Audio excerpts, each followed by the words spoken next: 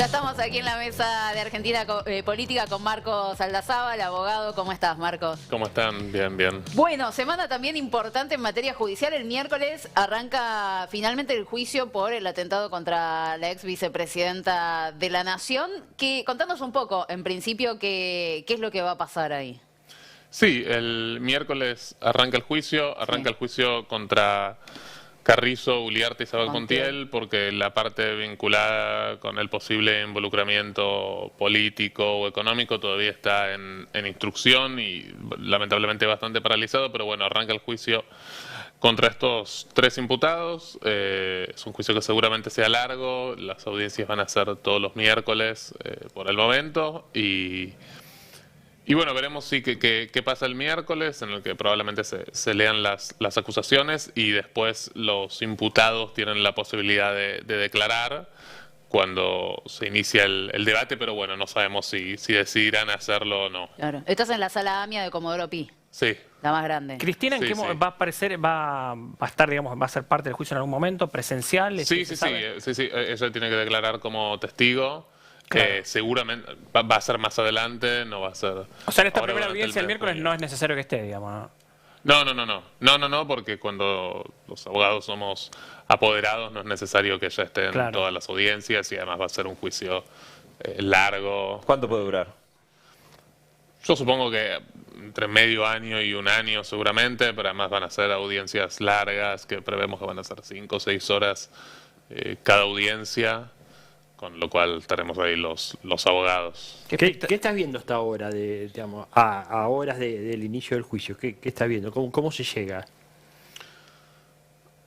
A ver, obviamente, y esto no es responsabilidad del tribunal, sino que es responsabilidad de la instrucción, se llega con una investigación a nuestro juicio incompleta, porque si bien se conoce lo que quizás se supo en los primeros días, que era el involucramiento directo de Sabac Montiel, de Uliarte y de Carrizo, todavía falta saber muchas cosas acerca del contexto en el que se desarrolló el hecho, cuáles fueron las verdaderas motivaciones, si hubo otra gente involucrada. Entonces, al mismo tiempo en el que se va a realizar este juicio, que de todas maneras es muy importante, también para conocer el trasfondo de cómo sucedieron las cosas, de dónde sacaban sus ideas estas personas. Paralelamente nosotros seguimos insistiendo en la instrucción con que se realicen ciertas medidas que no se realizaron. Por ejemplo, hace pocas semanas, hace 2 semanas, realizamos una presentación porque desde el 12 de enero, es decir, hace 6 meses prácticamente, poco más de 5 meses, hay una resolución firme de la Cámara de Apelaciones que ya habilita el secuestro del celular de Milman y hace 6 meses que no se hace nada a pesar de que eso está solicitado y ya no queda nada más por hacer. No sé si recuerdan que entregó un celular que no era el del momento de los hechos, que se sabe que hubo una reunión en la que se borraron dispositivos y pruebas, y yo no conozco ningún otro caso en el que haya una orden de la Cámara de Apelaciones o una habilitación de la Cámara de Apelaciones para proceder con una medida así y no se haga sin explicar por qué, simplemente no se hace. Nosotros ahora pedimos esto hace un par de semanas y ni siquiera nos dieron todavía respuesta. Bueno, y paralelamente veremos también lo que pasa en este juicio. Nuestra idea es, o lo que nosotros esperamos es que también se puedan revelar pruebas importantes, contextuales durante el debate, que también es necesario saberlo porque en un caso de esta magnitud, es decir, no solo porque los responsables paguen las consecuencias, sino también porque toda la sociedad necesita saber qué pasó en un hecho que es tan grave para la vida democrática. Eso te iba a decir. La semana pasada vino Alejandro Rúa, abogado, un conocedor de Añares de la causa AMIA, que seguramente conoces, y hablaba mucho de la impunidad, ¿no? De lo que generó, lo que pasó en estos 30 años con el caso AMIA. ¿Vamos rumbo a ese tipo de impunidad en este caso, de no saber qué pasa atrás? Está bien, vimos que lo que pasó, Sabac Montiel le puso un arma en la cabeza a la expresidenta, pero falta el resto, falta esto que vos decís. ¿Vamos rumbo a ese tipo de impunidad o podemos guardar esperanza en que la sociedad, como bien decías vos, va a entender qué hay detrás y por qué pasó? Mira, yo trato también por mi trabajo de conservar cierta esperanza y de insistir con la producción de ciertas pruebas, pero sí se repiten patrones vinculados con otros casos en los que hubo impunidad y después nunca se pudo saber qué pasó. de instrucciones totalmente deficientes, en las que se perdieron pruebas, en las que no se investigaron ciertas líneas y después eso es muy difícil de recuperar en el tiempo. Más en casos así, tenés que investigar rápido y una vez que aparece una posibilidad. Por ejemplo, no sé si recuerdan, pero el primer día de la investigación se rompió el celular de Sabac Montiel, que estaba con la custodia del juzgado, y llegó a una dependencia de la Policía de la Seguridad Aeroportuaria con el sobre abierto y el celular prendido con una leyenda que decía alerta y nadie sabía cómo pasó eso. Entonces una investigación que inicia así, que tarda un año y medio en finalmente, y a través de la Cámara de Apelaciones, habilitar el secuestro celular de Milman, pero igualmente no ejecuta la medida. Una causa en la que se perdieron múltiples teléfonos celulares, no solo de Milman, sino de otra gente, por la desidia de la instrucción. Bueno, van pasando todas estas cosas y obviamente dificultan muchísimo. Yo de todas maneras, como te decía, todavía tengo esperanza de que podamos saber más cosas y nunca se sabe tampoco la vía por la que esas cosas pueden llegar a saberse, siempre puede haber múltiples caminos, pero sí, al menos desde el lado de la actuación de la justicia federal se siguen repitiendo ciertos patrones que sí conducen a la impunidad y a la pérdida de confianza de la gente en la justicia. Perdón, profe, en la etapa del juicio oral, ¿se puede enmendar algo de esto que estás nombrando de la instrucción, de esas fallas? Por ejemplo, ¿pueden hacer que se cumpla el fallo de la Cámara de Apelaciones y que se perite el teléfono de Milman y que se incorpore en el marco del juicio oral? ¿O como ya está elevado, la parte que ya está elevada ya está y lo otro seguirá su curso? Sí, a ver, en principio la orden de la Cámara de Apelaciones es para la jueza de instrucción, entonces es difícil, o sea, el tribunal oral no tiene la competencia para al menos en este momento llevar a cabo esa medida, porque eso es una medida de prueba que tiene que ver con lo que queda en la instrucción y esta idea de dividir la instrucción ni siquiera está prevista en el Código Procesal, es un artilugio que usan ciertos jueces federales para preservar cierto poder, ya sea para tener a gente presionada porque todavía tienen una causa. O sea, sigue abierta la instrucción, pero hay una parte elevada. Exacto, dividen una parte de la investigación y eso te puede permitir dos cosas según la causa. Pues una práctica bastante usual solo en federal porque el código no la posibilita, pero es una legislación inventada, sí, en la que vos te quedás con una parte de la causa que le puede servir al juez o para tener a alguien todavía apretado con algo, es decir, obviamente una causa te da poder, sí, o también para que no se investiguen ciertas cosas. Entonces vos dividís una causa en dos y lo que le pasa al tribunal acá es que el tribunal está forzado en algún sentido de decir, bueno, pero lo de Milman o toda la parte que tiene que ver con esa línea política está en la instrucción, entonces yo no puedo hacer nada. Y lo que te está diciendo el tribunal en algún sentido es así, porque el que debería de hecho enmendar ese error, o los errores que hacen en la instrucción es la Cámara de Apelaciones o la Cámara de Casación, pero no el Tribunal Oral Federal, que tiene otra competencia. De todas maneras, si a lo largo del juicio va surgiendo más claramente la vinculación de los imputados con Milman o con alguna otra persona y eso surge en el marco del debate, bueno, puede abrirse la puerta para que se dé alguna de estas medidas.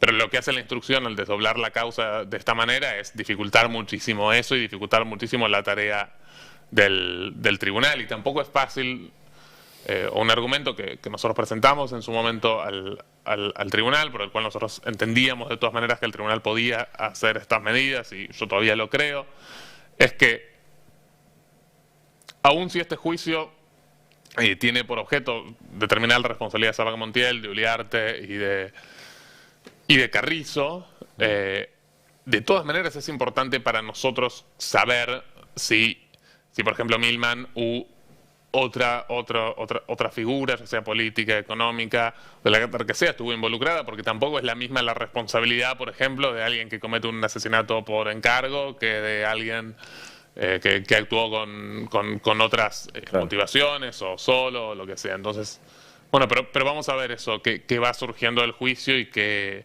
espacio hay para realizar este tipo de medidas. Te hago la última. ¿Evalúan ir en algún momento contra la forma en la que la jueza llevó la instrucción? Porque se le perdió la prueba principal y claramente no está dando lugar a otras medidas que son claves. Es como bastante obvio que lo está haciendo a propósito, ¿no? Por lo menos de afuera se ve así. En todo caso, se tiene que hacer otra causa para investigar cómo se investigó o cómo no se investigó. Sí, es decir, en cuanto a la tarea de la jueza, parecería hacer a propósito, no lo sé, pero o lo hizo a propósito o lo hizo con una negligencia grave que de todas maneras acarrea responsabilidad por la cantidad de prueba que se perdió. Nosotros a la jueza la recusamos en 2 ocasiones y esas 2 recusaciones están pendientes de resolución ante la Corte Suprema. Los 2 recursos están para resolverse. Si esos recursos se resuelven de manera desfavorable a nosotros, lo cual nos sorprendería con esta Corte, iremos a tribunales internacionales. Y después, por otro lado, hay una causa abierta en el juzgado de Cervini vinculada con la pérdida del celular. Y ahí también, eso tiene que ver solamente con esa prueba, pero ahí también se deslindarán responsabilidades y es decir, por ahora lo que se ve de la causa, la irregularidad máxima, es que el celular llegó en un sobre abierto, el celular se guardó o se entregó con un sobre cerrado en el juzgado, se guardó en una caja fuerte con sobre cerrado en el juzgado, eso está acreditado, y aparece 18 horas después en otro lugar con un sobre abierto y el celular en mal estado. Eso, ¿qué explicación? Porque nunca se entendió, o se terminó de entender, o no sé si vos sabés, ¿qué explicación hay ahí? ¿Se sabe algo de eso? ¿Qué pasaron esas horas con ese celular? Porque el celular es clave. No, a ver, del celular se saben 2 cosas. Sí, hay 2 cosas que se saben. Se sabe, por un lado, que una persona de la policía, que la primera persona que llaman es una persona de la Policía Federal que intenta apretar el celular con la tecnología disponible que tenía la Policía Federal y no está claro si él tenía una máquina que era la última o tenía una máquina que no era adecuada. Eso está en discusión, pero de todas maneras lo que dicen las pericias que tenemos es que en ese momento sí se sabe que la persona de la Policía Federal no puede desbloquear el celular. Esa persona tiene nombre y apellido, se sabe. Digo, no quiero que me la digas, pero digo. Sí, no la quiero decir porque tampoco se sabe si él tiene alguna responsabilidad y me parece. Tal cual, yo no. Pero sí, esa persona intenta desbloquear el celular. No puede, no se sabe si en ese proceso el celular se dañó porque era una tecnología vieja o no. Eso no se sabe. Sí hay algunos errores, como que faltan especificaciones en el informe, pero sí se sabe, y esto es importante, que él, porque eso está firmado y presenciado por varias personas, que en un momento él dice, no lo estoy pidiendo desbloquear, te lo entrego, lo guardamos en un sobre cerrado, que firmamos todos y que se guarda en la caja fuerte del juzgado. Eso se sabe. Bien. Lo siguiente que se sabe es que el celular llega, y eso se guarda a las 6 de la mañana. Claro. De la noche del 2 de septiembre, que era la madrugada posterior al atentado. Lo siguiente que se sabe es que el celular llega a la Policía de Seguridad Aeroportuaria aproximadamente a las 9 de la noche de ese mismo día. Es decir, pasaron 15 horas entre medio. Cuando el celular llega a la Policía de Seguridad Aeroportuaria, las personas que lo reciben perciben que llega en un sobreabierto. Eso no puede pasar porque existe tal cosa como la cadena de custodia, que no se puede abrir el sobre, salvo que sea por una situación que esté fundada y que haya un acta en la que se dice, bueno, se está abriendo por esto, todos firmamos, lo abrimos. Esto no está, entonces llega el celular en un sobreabierto, lo cual es inédito, y además el celular tiene que estar apagado, llega prendido y con una leyenda que decía warning, que no es una leyenda usual obviamente en un celular. Entonces las personas de la PCA reciben ese celular, advierten obviamente que había algo totalmente irregular, llaman al juzgado diciéndoles esto es totalmente irregular, asentan en el acta que el sobre estaba abierto y la jueza igual les indica que prosigan con la pericia, porque ella había escuchado que la PCA tenía tecnologías más modernas, que es verdad así. Cuando ponen el celular a peritarse con las tecnologías estas más modernas, el celular, bueno, se termina de resetear a fábrica, es decir, queda en cero. Esto no fue, o no hay ningún indicio que esto no parece haber sido para nada responsabilidad de la gente de la PCA, simplemente hicieron lo que se les pidió. Pero entonces lo que queda sin saber es qué pasó en esas 15 horas en las que alguien abrió el sobre en un momento que no está documentado. Y la caja fuerte abrió también. Sí, el sobre salió de la caja fuerte, se abrió, no se entiende para qué se abrió y no se cerró. ¿Y qué sospechas hay? Si se puede, no sé si se puede. No. Es que ahí ya entramos en el terreno de la pura especulación. Yo lo único que sé es que hay una irregularidad grande que es la apertura del sobre. Hay un acta que dice, se abre el sobre para remitirlo luego a la PCA, pero no dice ni siquiera quién lo abre ni por qué. Es decir, eso no puede pasar y además lo que pasa es que no se cierra y además evidentemente alguien lo prendió. Que Eso es algo... responsabilidad de la Policía Federal de ese entonces. No, esto es responsabilidad del juzgado. Plenamente del juzgado, la Policía Federal. Hay un acta de las 6 de la mañana que dice... La Policía Federal entrega el sobre... Claro, al juzgado. Al juzgado, se cierra el sobre, y en eso está bien, los policías que participaron evidentemente conocen el procedimiento y dicen, che, fírmenme esto, se firma un acta, yo te lo entregué, listo. Claro. Lo siguiente que se sabe es que 15 horas después aparece el sobre abierto, el celular prendido. Es todo del juzgado. Hay un acta del juzgado que dice, bueno, tal... Ni siquiera menciona quién sería el juzgado, que se abre el sobre, no se entiende por qué, simplemente dice eso para remitir, para hacer un oficio, para remitirlo, eso no se tiene que hacer, no se tiene que abrir el sobre, pero tampoco se sabe por qué lo prendieron. Es decir, toda esta secuencia es súper irregular, entonces lo que se sabe es que hay 15 horas entre medio en que el celular se rompió la cadena de custodia dentro del juzgado, que tampoco se puede romper el juzgado, no es que el celular está a disposición del juzgado y el juzgado rompe la cadena de custodia, lo prende, hace cualquier cosa y lo vuelve a guardar. No, todo debe estar fundado, en un acta, en el que se diga para qué se hace, que firmen los testigos, varias personas. Esto no pasó, obviamente no se puede tampoco prender el celular. Bueno, y lo que se sabe es que 15 horas después llega el celular dañado a la PCA. Eso es totalmente irregular y se sabe 100% que eso es responsabilidad del juzgado. Claro, y en un juicio oral y público, ¿cómo se va a tomar eso? Porque si yo escucho esto, yo lo veo en una película esto y digo, bueno, acá hay encubrimiento. Digo, hay una persona atrás, o hay varias personas atrás encubriendo algo. Digo, es rarísimo que un celular se destruya su información porque ese celular es clave. La información que tiene a Saad Montiel ahí para saber si venía de algún lado o de no, o con quiénes hablaba y su entorno. Digo, ahí hay un encubrimiento de algo, no sé de qué, no soy abogado ni soy juez, pero digo, lo veo en una película, lo veo en la realidad, algo pasó ahí. ¿Qué pasa eso en el juicio oral y público? ¿Cómo se va a tomar este tema, esas 15 horas? Es que de vuelta es la fundamentación, es decir, es la forma de funcionamiento de la justicia federal que entorpece cualquier tipo de investigación. Porque, por un lado, la instrucción estuvo hecha por esta persona que tuvo el celular 15 horas a disposición de su juzgado y pasó algo irregular como Estamos hablando de mínimo. Capuchetti, sí. ¿no? Sí. Que después, por la negligencia, o como mínimo, o lo que sea su investigación, perdió muchas pruebas. Que hace 6 meses no ejecuta el secuestro de un celular, clave. Que demoró tanto la investigación sobre todas las líneas posibles que siempre se filtraban a la prensa. Que decidió desdoblar la investigación. Esa persona es la que hizo la investigación sobre la que se tiene que hacer el juicio oral. Con lo cual el juicio está súper debilitado. Por otro lado, la causa en la que se investiga qué pasó con ese celular es una causa que tramita en otro juzgado, en el de Servini, y la causa todavía está en trámite, por lo cual tampoco es el objeto que puede investigar el tribunal oral. Entonces, lo que pasa cuando haces una instrucción tan mala es que el tribunal oral queda muy atado de manos, porque tampoco puede asumir la investigación de esa otra causa.